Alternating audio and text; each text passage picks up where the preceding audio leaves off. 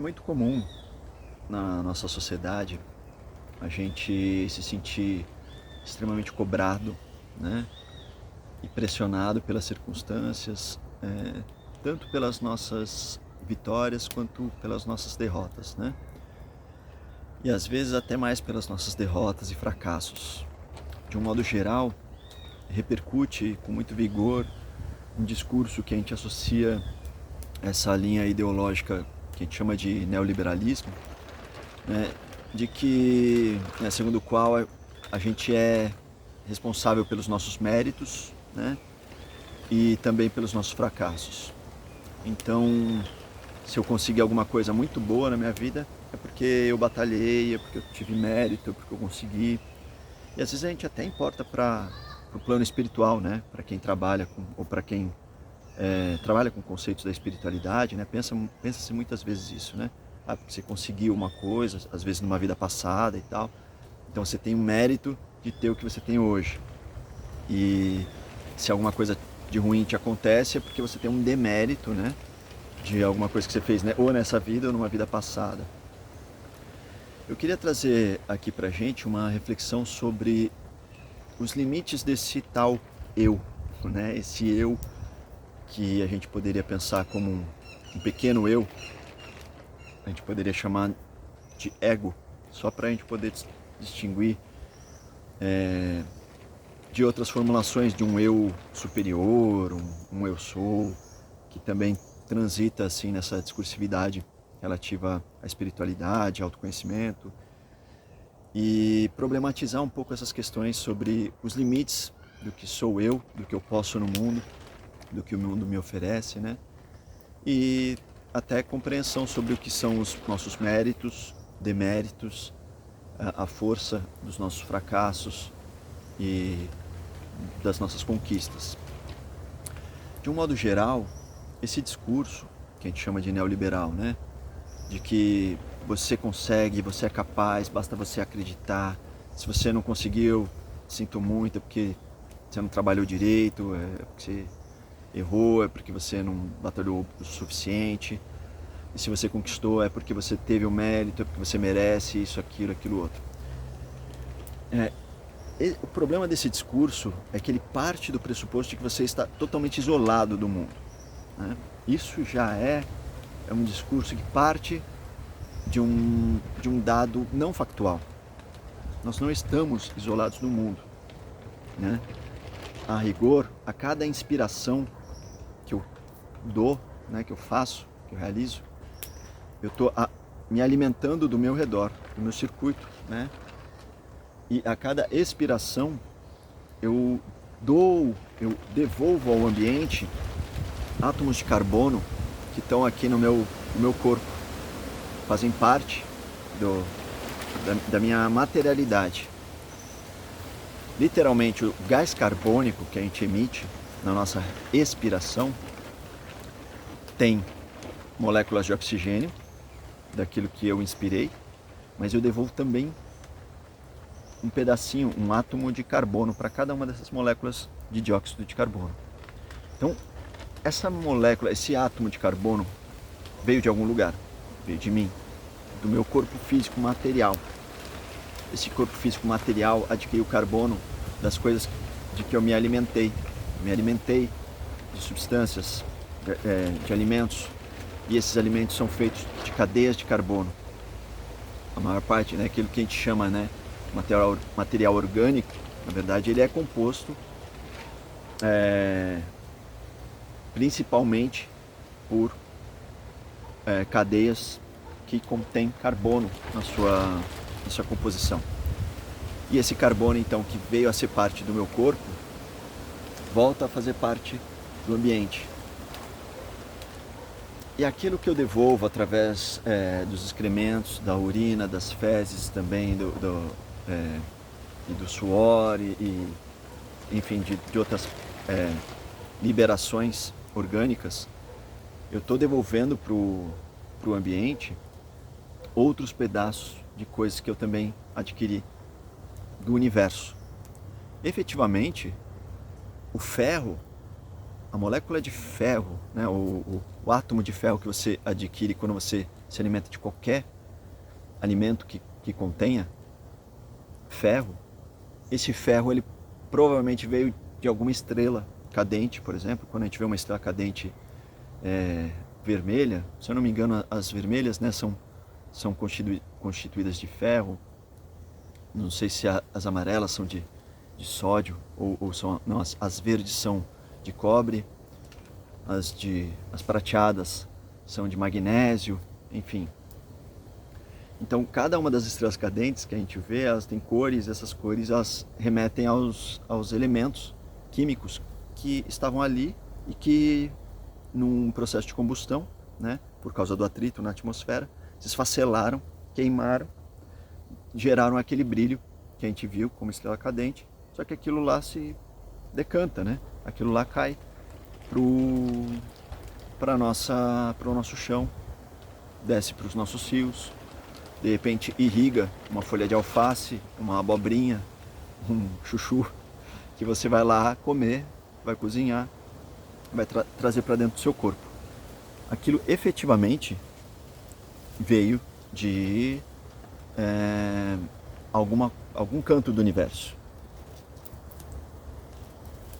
E o que a gente pode trazer então de reflexão sobre isso?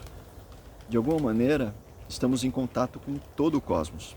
O cosmos segue irrigando o nosso planeta com materiais químicos que vêm aqui, se decantam, né? Vêm para o nosso solo, e a gente então se alimenta desse solo irrigado pelas estrelas, pelo cosmos, né? E quando a gente devolve o nosso material em gás carbônico, por exemplo, através da respiração, esse gás carbônico vai ser absorvido pelas árvores. Essas árvores, elas estão respirando esse gás carbônico e devolvendo oxigênio através do processo da fotossíntese. E o que é interessante aqui? Observar que esse carbono que fez parte do teu corpo, que fez parte do corpo do teu avô, que fez parte do corpo do seu tataravô, que fez parte do corpo do teu cachorro, né? Ou seja, que fez parte de qualquer outro indivíduo que respire, né? Cada um desses átomos de carbono se tornam matéria densa dessas árvores, que consolidam, se solidificam, que se constituem a partir dessa matéria orgânica. E vai virar o tronco mesmo dessa árvore, por exemplo. Se você cortar essa árvore, e você vai encontrar ali dentro vários anéis, né? Esses anéis, eles dizem respeito a todos os processos de anos, às vezes de décadas ou até de séculos, de formação de carbono que essa árvore ela ingeriu do ambiente. E conforme vão acontecendo desastres ambientais, desequilíbrios climáticos, ou mesmo as mudanças sazonais, né, de estação de ano, todos os anos, ela ganha mais umidade, ela fica mais seca e processos vão acontecendo na casca dela, que conforme ela vai crescendo, vai ficando alguma marca dessas transformações. Mas os átomos de carbono, alguns desses átomos de carbono ficam ali durante décadas e séculos. E é muito interessante observar então que essas moléculas de carbono que chegaram ali, ou esses átomos de carbono que chegaram ali, carregam alguma informação, talvez informações que a gente não consiga hoje ver lá dentro, né, o que é, qual é a natureza dessa informação, mas alguma informação ela carrega. Carregam informações ancestrais, talvez informações subatômicas que sejam de bilhões de anos atrás, né? Imagina que uma estrela cadente que você viu ontem ou há 10 anos atrás levou bilhões de anos para atravessar galáxias e chegar até o teu céu e se esfacelar ali em uma questão de poucos segundos. Aí você fala, puxa, então estamos realmente conectados com o cosmos. E estamos conectados com o cosmos e estamos conectados também com este meio que nos circunda. É interessante observar que aquilo que nos faz sermos quem somos não é simplesmente aquilo que adquirimos na nossa cultura ou na nossa relação com os nossos pais, esse familismo, né? Essa coisa, minha crise com o pai, minha crise com a minha mãe, isso justifica quem eu sou, que não sei o quê. A gente tem uma série de relações muito amplas durante toda a nossa formação que atravessam a nossos parentes, né? Nosso parentesco, mas que vão muito além, né? A gente tem, por exemplo, as relações estruturais da nossa sociedade que vão também dizer quem nós somos. Se a nossa mãe é uma mãe que trabalha muito e tem pouco tempo para cuidar de nós seremos um indivíduo muito diferente do que aquele que tem uma mãe muito disponível ou que tem mais às vezes do que uma mãe, tem uma mãe e várias amigas da mãe que ajudam na nossa criação. Às vezes a gente tem mais de uma mãe, vamos dizer assim, né? Tem uma avó, uma amiga que frequenta a casa e que cuida também da gente. E tudo isso transcende aquele familismo edipiano, vamos dizer assim, né? De uma relação triangular, reducionista muitas vezes, né? Que limita a nossa compreensão da nossa formação subjetiva. Inclusive a nossa subjetivação como processo, ela não se dá simplesmente nessas relações pessoais, ela se dá também com as relações em relação ao campo, em relação ao meio, em relação à nossa experiência de vida. Se um bicho nos pica, a gente fica traumatizado, a gente teve a quem recorrer, a gente ficou doente por causa daquilo ou não, a gente se vê nessas relações como alguém que merece ajuda, porque se a gente foi ajudado, a gente se vê pelo olho do outro como alguém que é possível, ou que é capaz, ou que pode receber ajuda. Se a gente não é ajudado, ou se a gente é desprezado, muitas vezes a gente se vê como uma pessoa desprezível, uma pessoa que é passível de ser desprezada. Então, a gente está o tempo todo numa relação com o ambiente. E não só com o ambiente, mas com o meio. Vamos pensar essa relação com o meio, tudo aquilo que nos circunda de uma maneira mais imediata, mas que é numa relação conosco que se transforma. E eu gosto de pensar como essa relação se dá entre indivíduo e meio através da técnica. E aí eu transcendo até a questão meramente humana. Não precisamos nem pensar só a técnica humana, né?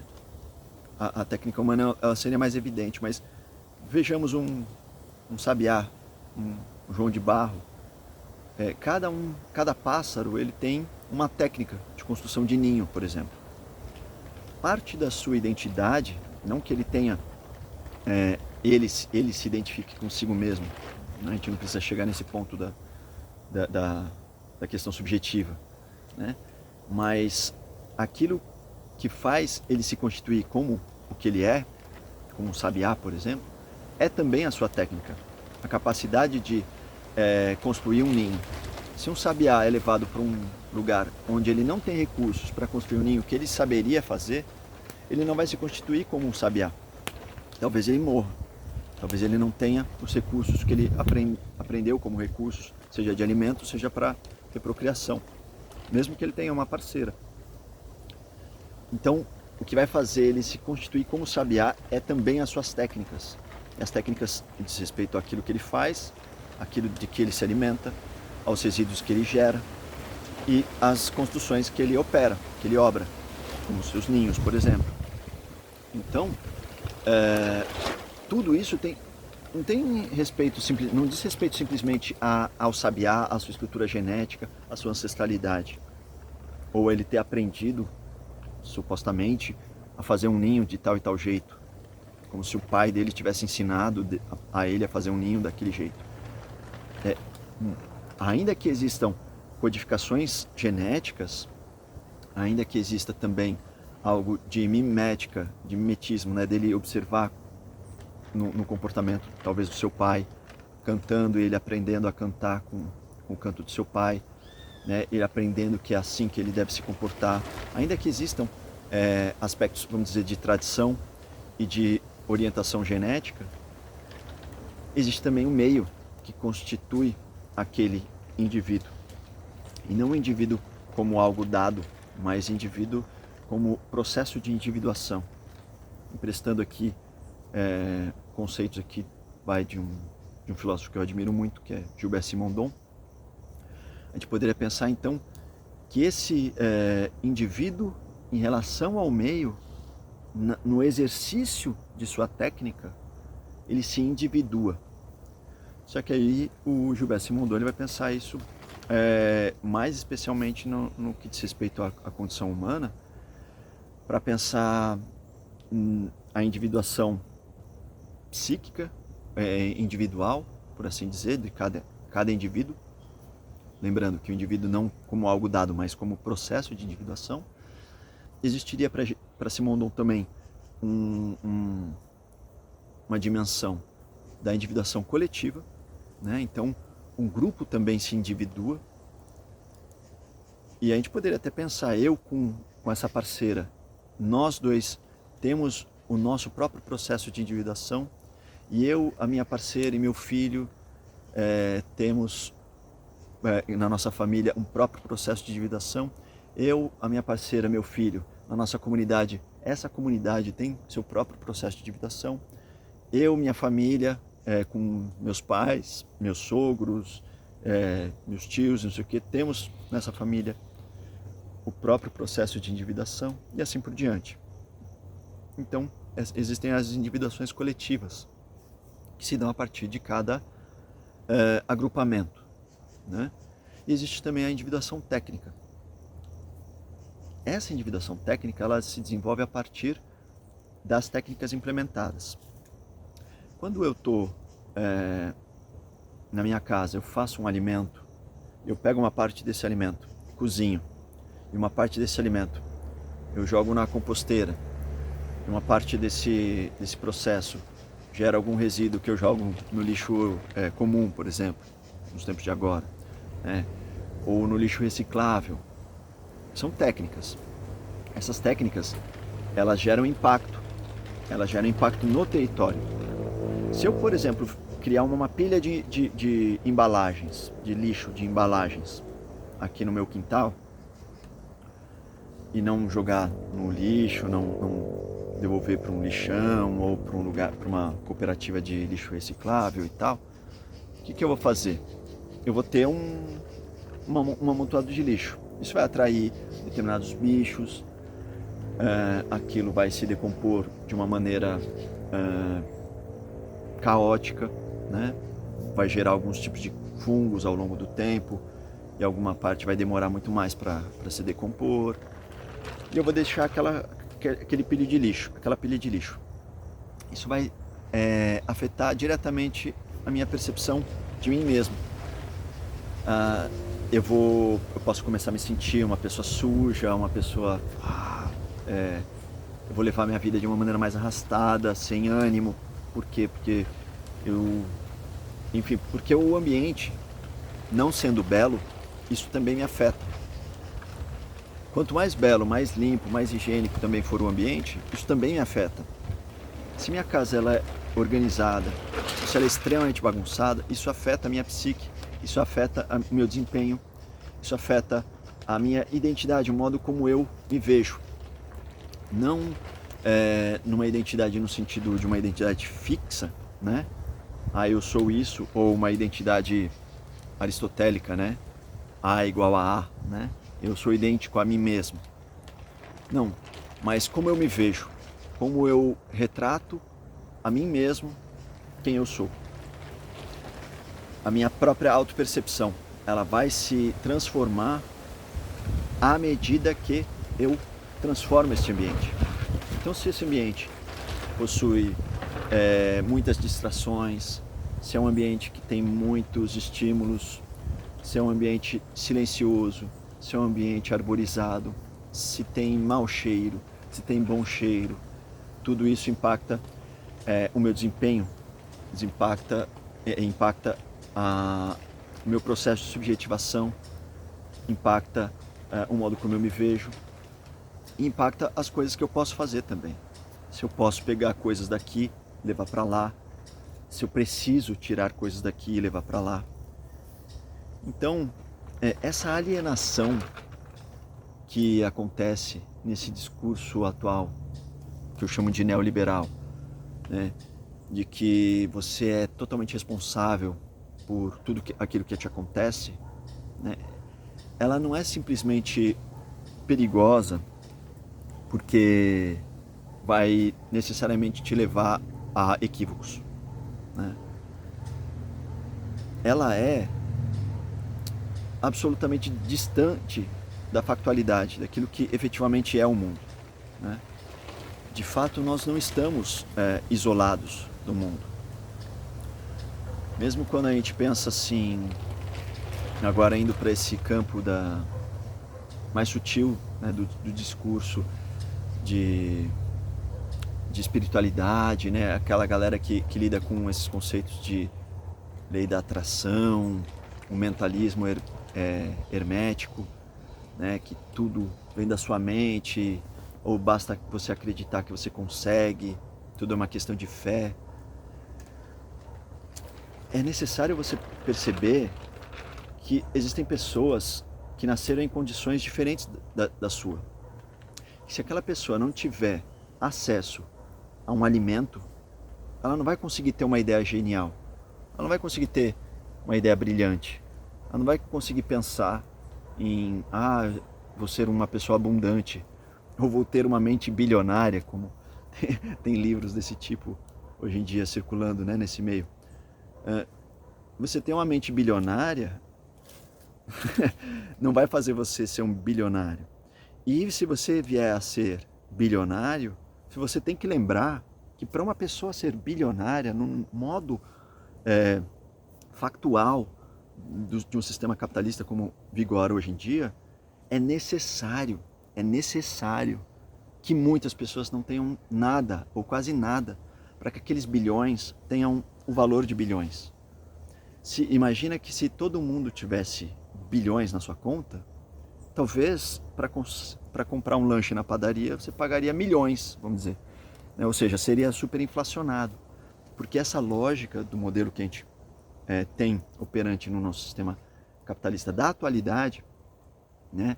Lembrando que o capitalismo nem sempre existiu e provavelmente nem sempre existirá, graças a Deus, graças ao processo histórico, se você preferir, né?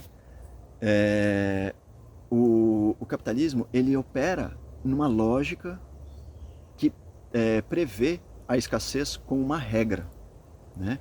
Então é necessário que milhares ou milhões de pessoas não tenham nada para que exista um bilionário. Então, se você está numa sociedade capitalista e fala assim, mas eu quero ganhar bilhões porque eu quero fazer o bem com isso. Tá ótimo, pode ser que um bilionário faça coisas geniais, incríveis, até pelo bem da humanidade com esses bilhões. Mas entenda que para você ter bilhões, muita gente vai ter que ficar sem nada. Necessariamente. Eu sinto muito te alertar para esse assunto.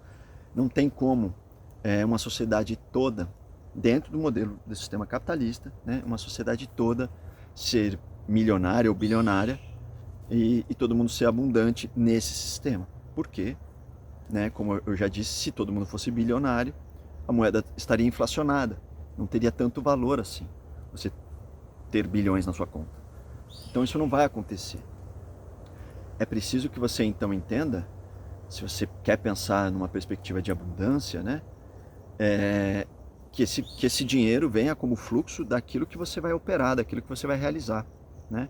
Mas se você pensar em um capital que chega para você ter na sua conta e você fala, bom, agora eu não preciso mais trabalhar durante toda a minha vida, né?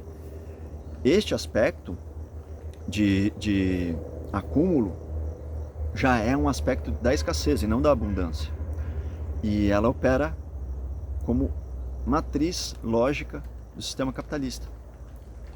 Não é possível haver dentro do sistema capitalista uma perspectiva de que todos tenham muito, de que todos sejam abundantes, dentro de uma lógica do capital.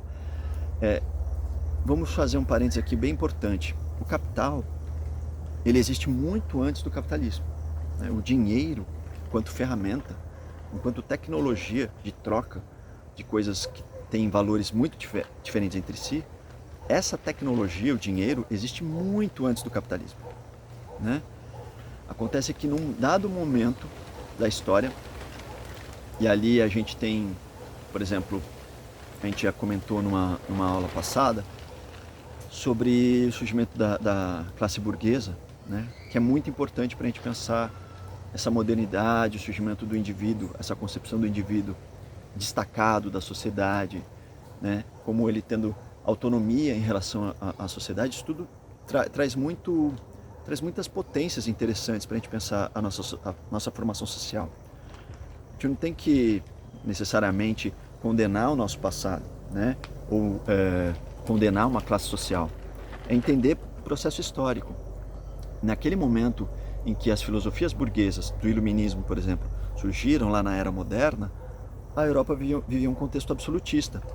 Quando surgem as revoluções burguesas, ali a Revolução Francesa, a independência dos Estados Unidos, né, a própria Guerra Civil dos Estados Unidos, tem todo ali uma série de disputas, de visões filosóficas que estavam se forjando dentro do contexto da burguesia e que eram perguntas que estavam sendo feitas. E se a gente, como sociedade, não se organizar mais assim, mas se organizar assado, se organizar de uma outra maneira?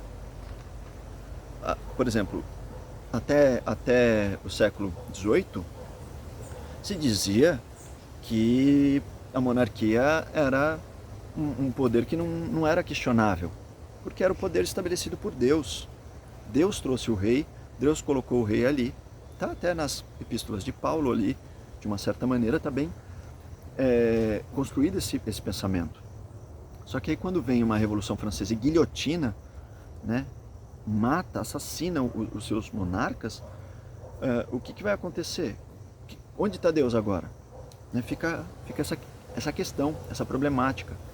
E essas revoluções burguesas, elas se deram justamente de uma maneira extremamente laica, justamente por isso, né? Não podia ser mais pautada por uma visão teocêntrica ou uma visão que justifique por uma certa teologia.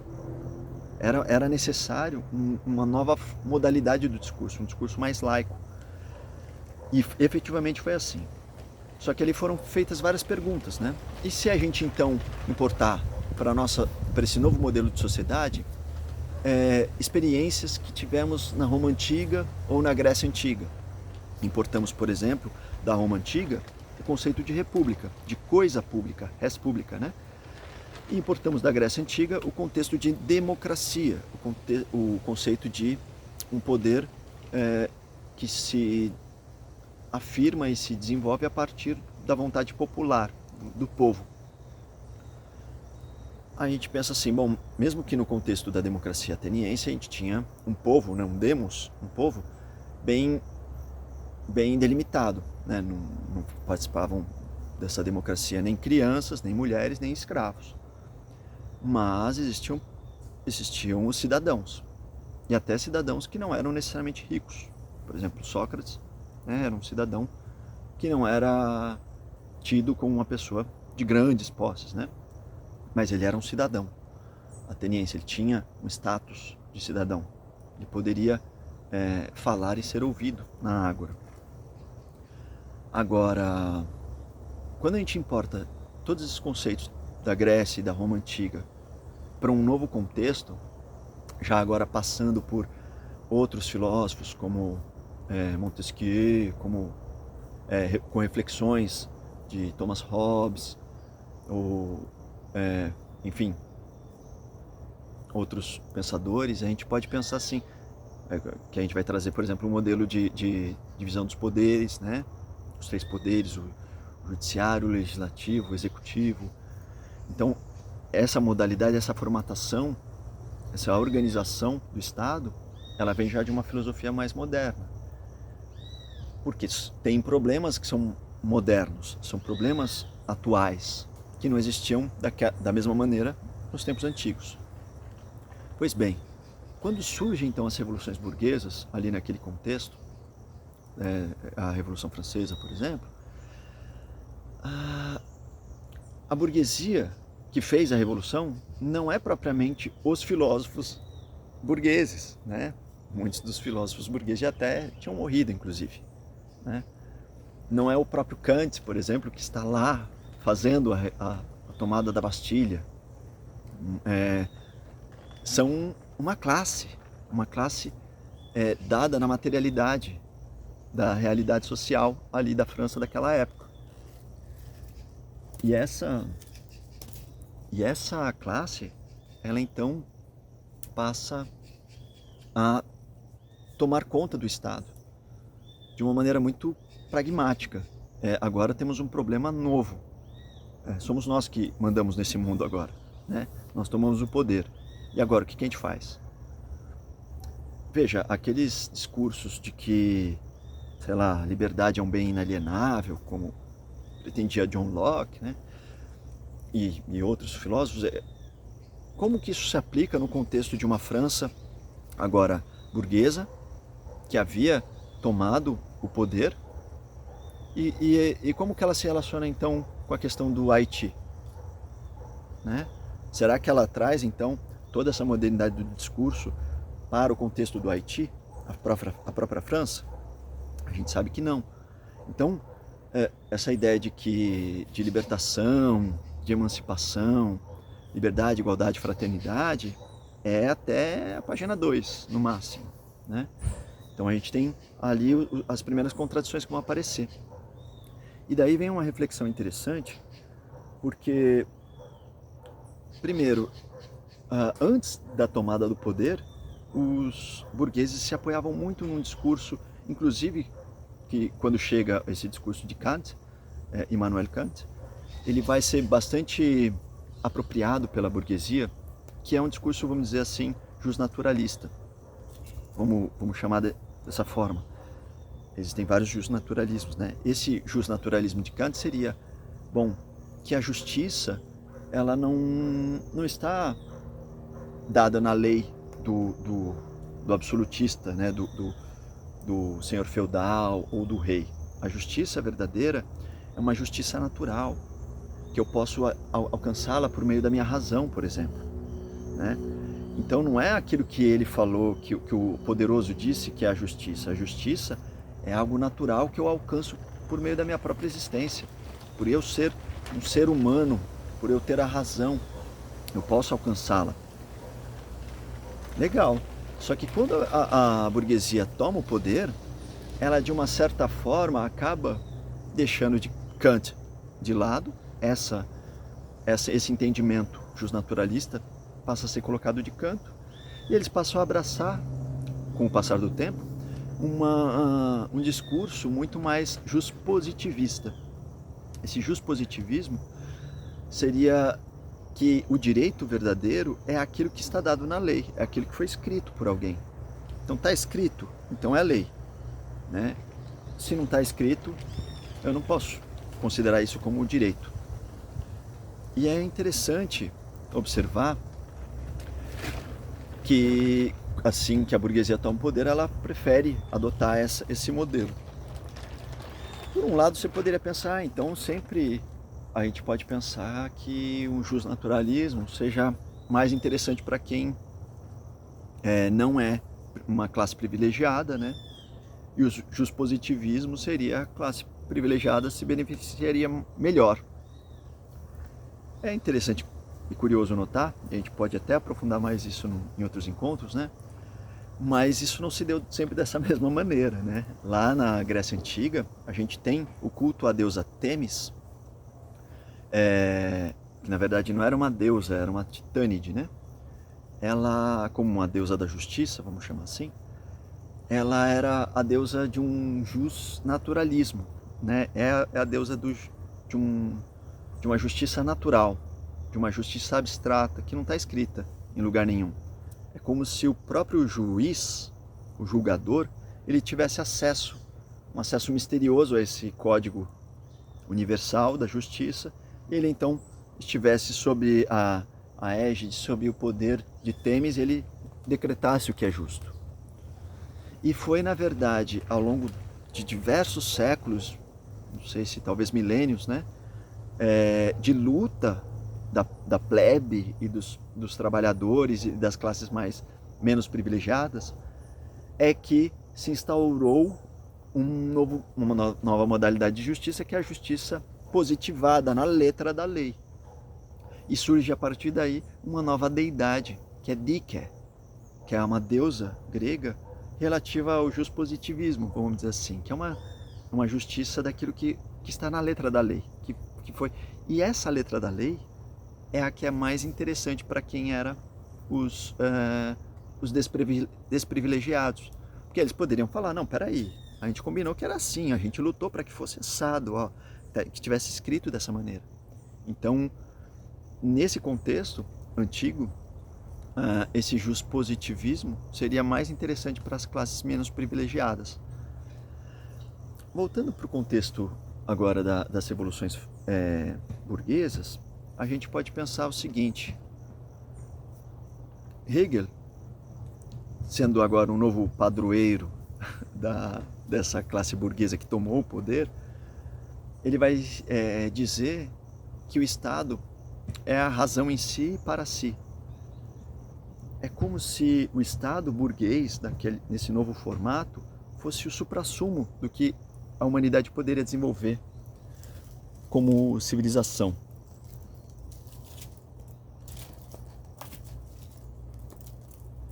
Então, essa civilização, ela teria no seu ápice uma racionalidade burguesa que elucida, que esclarece, né, que ilumina toda a forma de organização. Ela é o melhor jeito de se viver, vamos dizer assim, para Hegel. E surge em seguida uma contestação muito interessante que eu quero trazer aqui, que é a contestação de um filósofo chamado Karl Marx. Ele vai dizer o seguinte: olha, não é que o Estado é a razão em si para si. Esta razão operante no Estado burguês é uma forma de racionalidade, é uma forma de logos, vamos dizer assim, de logos, né? Dialéctica, diálogos, né? Aquilo que opera mediante o logos, mediante a razão, o discurso, a argumentação, aquilo que é falado, aquilo que é dito, aquilo que pode ser compreensível, compreendido, que pode ser trocado, né? Essa dialética, ela não pertence simplesmente à classe burguesa. Se eu colocar, por exemplo, um operário para tomar conta do Estado, não é que ele é desprovido de logos, que ele é desprovido de razão, de inteligência, de raciocínio. Não. A verdade é que esse logos de um operário, ele é dado a partir de uma nova materialidade. Porque o que faz esse logos se consolidar não é uma razão abstrata que desceu por meio do espírito e que veio na minha mente, agora eu sei de tudo, porque eu estou numa posição privilegiada. Não, é porque existem questões materiais do mundo que me afetam, que me atingem, que jogam com o meu ser, e o meu ser no mundo se relaciona com aquilo, com aquela experiência, e nessa resposta que eu tenho nesse jogo, né, entre eu e o meio e eu, a gente estabelece uma relação dialética.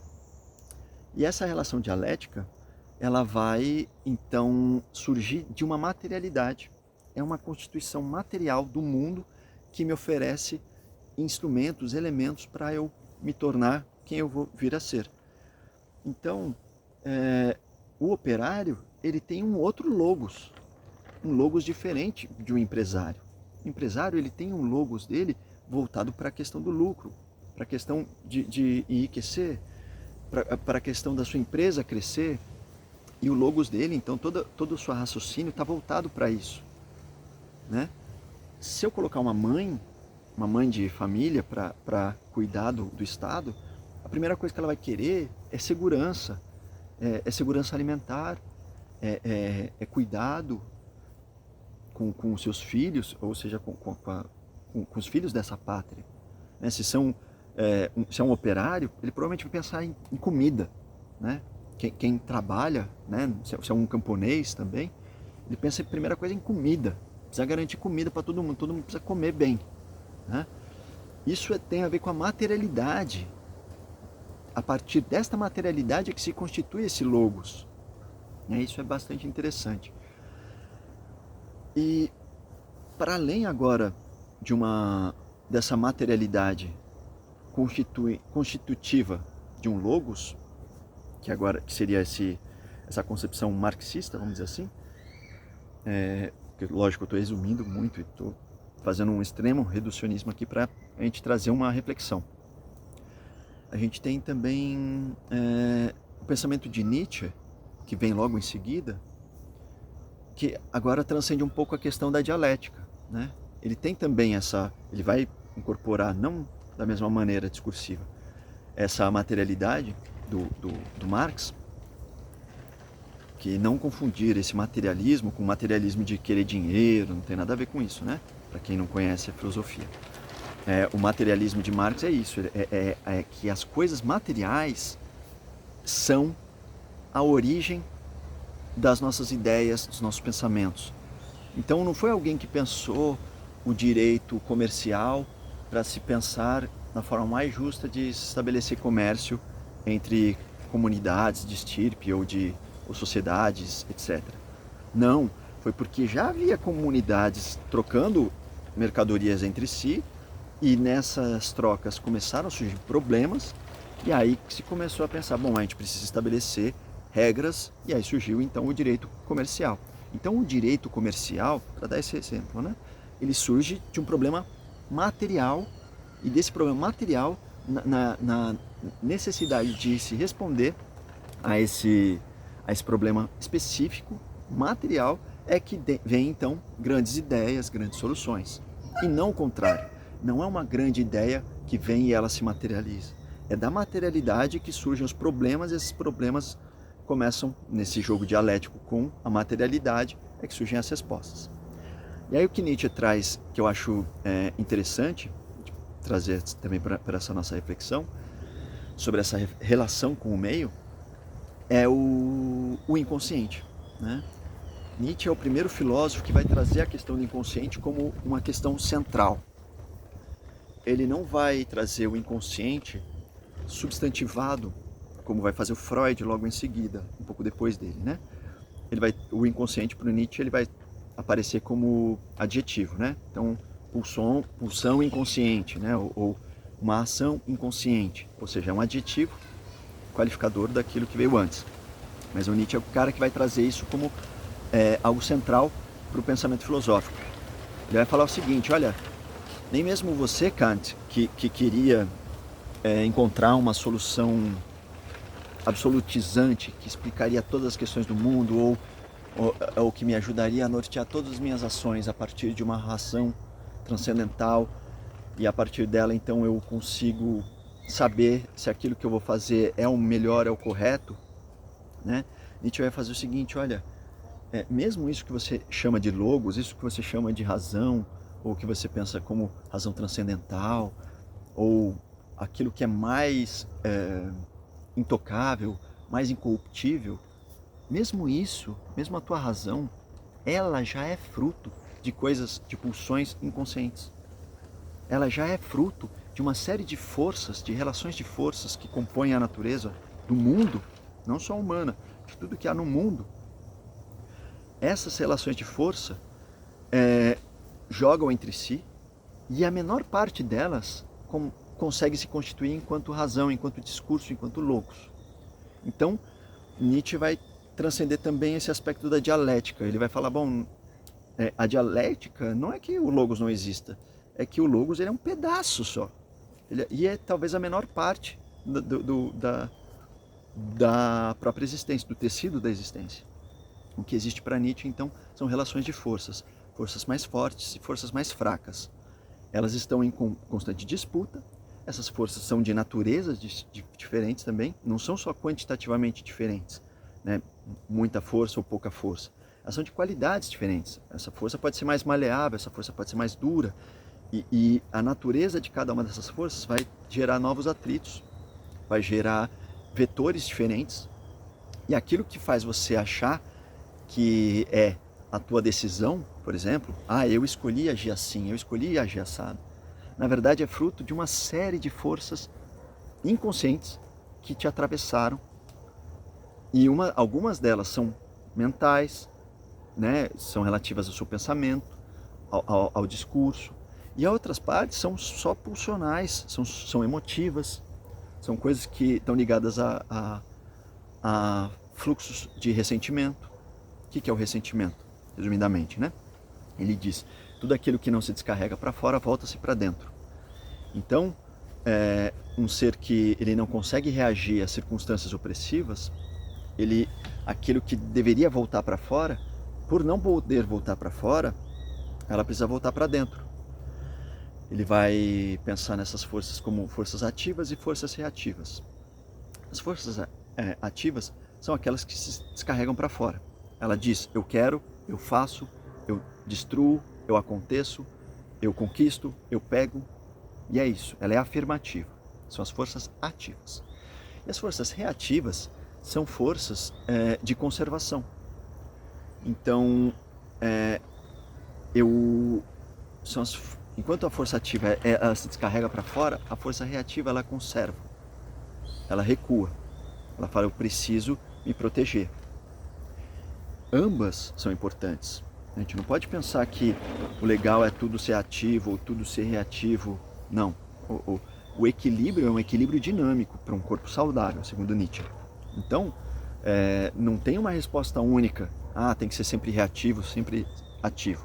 Um corpo saudável é um corpo que sabe equilibrar, atualizar de uma maneira dinâmica essas forças. O que acontece conosco é que muitas vezes a gente tem as mesmas forças reativas nos obrigando a reprimir determinadas pulsões, e a gente sempre faz o mesmo circuito dessas forças, dessas coisas que nos atravessam, ao invés de permitir alguns escapes novos e encontrar então novas soluções, novas formas de se auto-perceber nesse mundo, nessa relação. Então, para que a gente possa se emancipar de determinados comportamentos viciosos e até de fracassos ou de vitórias com as quais a gente está identificado, às vezes o que a gente precisa é justamente liberar novos espaços, novas brechas, novas frestas de escape de novas pulsões, das pulsões ativas que nós temos dentro de nós, né? A partir dessa nova experiência, desse novo campo de atuação, a gente pode se ver de uma maneira diferente. E a gente só vai conseguir se ver de uma maneira diferente de fato quando a gente consegue ver também os rastros que nós deixamos no mundo, e a partir desses rastros a gente perceber que somos capazes também de gerar novos rastros. Ou seja, rastros que a gente ainda não conheceu, que a gente não sabia que a gente era capaz de gerar. Que a gente fala, bom, eu agora sei que eu sou um fulano capaz de gerar esse tipo de rastro.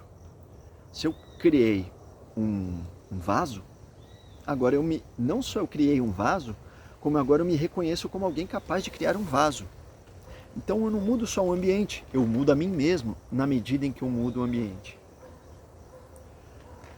Se eu faço uma horta, eu mudo a minha percepção de quem eu sou, mudo o ambiente e posso mudar assim a minha alimentação, o que vai mudar também quem eu sou, fisicamente, materialmente, efetivamente. O plano da efetividade, não só da subjetividade abstrata, mas do ponto de vista físico. E esse físico também é o psíquico, porque o psíquico também é físico para Nietzsche, e na minha concepção também. Quer dizer, a visão que eu estou tendo da paisagem não é uma subjetividade abstrata que gera em mim. Ela gera um rastro físico, ela atinge a minha retina, é físico. Ela queimou minha retina ali, entre aspas, né? Ela marcou a minha retina leu aquela informação luminosa, levou para o meu cérebro, e no meu cérebro gerou uma marca. Essa marca é física. Se eu tiver uma memória desse momento atual, é uma memória física. Ela tem lá um rastro físico, ela ocupa um lugar no mundo. Só que na dinâmica psíquica subjetiva, como a física é orgânica, ela se deteriora, ela se transforma. Então, para Nietzsche, esse marco, essa marca, esse registro, esse rastro da experiência na psique, embora ela seja física, por ser uma física em transformação, porque é orgânica, ela também vai se esvair, ela também vai existir um processo de esquecimento. É interessante observar que para Nietzsche, o esquecimento não é uma mera incapacidade de se lembrar. Para Nietzsche, o esquecimento é uma faculdade de esquecer, é uma habilidade, uma potência que nós temos de nos transformarmos. Então, até do ponto de vista agora terapêutico, muitas vezes o que algumas linhas terapêuticas ou psicológicas, talvez até dentro da psicanálise, trabalham como voltar ao passado, ficar cutucando a ferida e voltar naquela feridazinha que você já tinha, e sua relação com o pai, a sua relação com a mãe, aquele trauma que você teve, e fica lá cutucando. Para Nietzsche, muitas vezes o melhor que você vai ter é compostar aquilo. E compostar, como que você faz uma composteira?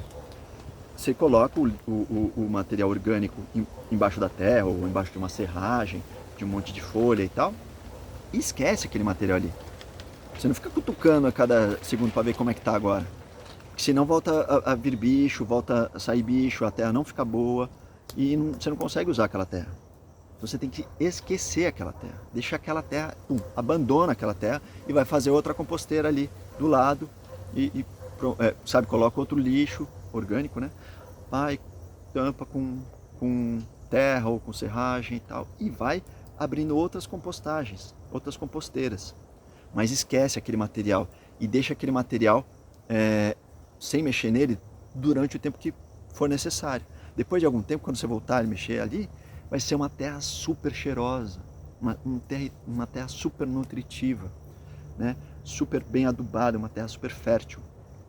Isso para Nietzsche também é a saúde psíquica. Para Nietzsche, a saúde psíquica ela se dá com um processo de digestão psíquica. A gente precisa aprender a digerir os acontecimentos. Então não é ficar cutucando o passado, ficar lembrando, tentar entender melhor, agora eu entendo melhor e coloco agora outro símbolo na frente e agora isso não necessariamente vai te trazer a saúde psíquica que você precisa ou que você busca. Muitas vezes vai só atrapalhar o seu processo de emancipação, porque você vai voltar a se identificar com aqueles sintomas, né? Então, para a gente poder criar uma nova condição para a nossa vida, a gente precisa ir para a prática, ir para a ação no mundo. Precisa trabalhar no mundo, precisa atuar no mundo e transformar o nosso redor. E aí volta para a técnica. Quais são as técnicas que a gente usa? Existem técnicas melhores? O que essas técnicas estão gerando? De resíduo, de benefício, de malefício, para mim, para o entorno, para a posteridade. Aí eu penso não de uma maneira moral, mas de uma maneira ética, né?